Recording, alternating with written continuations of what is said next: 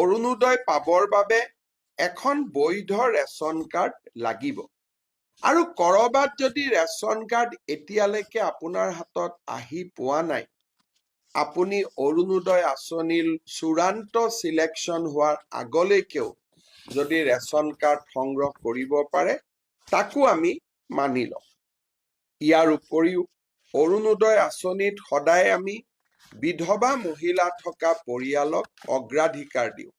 বিবাহ বিচ্ছেদিত মহিলা থকা পৰিয়ালক আমি অগ্ৰাধিকাৰ দিওঁ। যি পৰিয়ালত দিব্যাংগ ব্যক্তি আছে, সেই পৰিয়ালক অৰুণোদয় আঁচনিত আমি অগ্ৰাধিকাৰ দিওঁ। যি পৰিয়ালত HIV, থেলাছেমিয়া, হিমফেলিয়া, চেৰিব্ৰেল পালচি, কুষ্ঠ, অটিজিম স্পেক্ট্ৰাম ৰোগী আছে, সেই পৰিয়ালকো আমি অৰুণোদয় আঁচনিত অগ্ৰাধিকাৰ দিওঁ। দ্বিতীয়তে, যিসকল মহিলা বৃদ্ধাশ্ৰমত আছে, যিসকল মহিলাই ভিক্ষা কৰি মানুহৰ ঘৰত খুজি মাগি খায়, তেওঁলোককো অৰুণোদয় আঁচনিত অগ্ৰাধিকাৰ দিয়া হয়।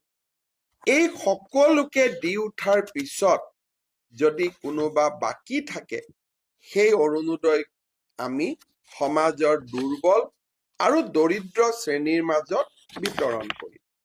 অৰুণোদয় আঁচনিত চৰকাৰী কৰ্মচাৰীসকল অন্তৰ্ভুক্ত হ'ব নোৱাৰে। আয়কৰ পৰিশোধ কৰি থকা ব্যক্তিসকলো অন্তৰ্ভুক্ত হ'ব নোৱাৰে। আৰু যি পৰিয়ালত 4 চকীয়া বাহন আছে, তেনেকুৱা পৰিয়ালো এই আঁচনিৰ অধীনত আহিব নোৱাৰে। মই আশা কৰোঁ আপোনালোকে অৰুণোদয় গাঁও সভাত এই নীতি নিয়মসমূহ মানি চলিব। অসমৰ প্ৰায় 40 লাখ লোকে অৰুণোদয় আঁচনি পাব। অৰুণোদয় পাবৰ বাবে এখন বৈধ ৰেচন কাৰ্ড লাগিব।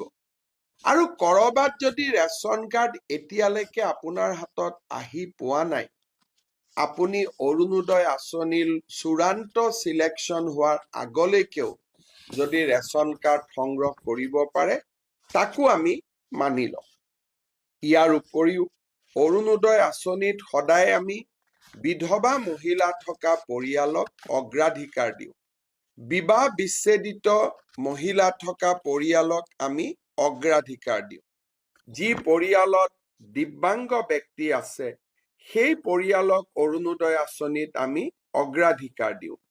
যি পৰিয়ালত HIV, থেলাছেমিয়া, হিমফেলিয়া, চেৰিব্ৰেল পালচি, কুষ্ঠ, অটিজিম স্পেক্ট্ৰাম ৰোগী আছে, সেই পৰিয়ালকো আমি অৰুণোদয় আঁচনিত অগ্ৰাধিকাৰ দিওঁ।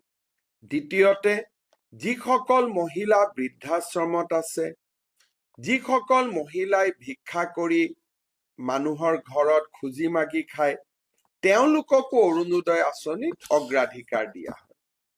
এই সকলোকে দি উঠাৰ পিছত যদি কোনোবা বাকী থাকে, সেই অৰুণোদয় আমি সমাজৰ দুৰ্বল আৰু দৰিদ্ৰ শ্ৰেণীৰ মাজত বিতৰণ কৰিম। অৰুণোদয় আঁচনিত চৰকাৰী কৰ্মচাৰীসকল অন্তৰ্ভুক্ত হ'ব নোৱাৰে। আয়কৰ পৰিশোধ কৰি থকা ব্যক্তিসকলো অন্তৰ্ভুক্ত হ'ব নোৱাৰে। আৰু যি পৰিয়ালত 4 চকীয়া বাহন আছে, তেনেকুৱা পৰিয়ালো এই আঁচনিৰ অধীনত আহিব নোৱাৰে।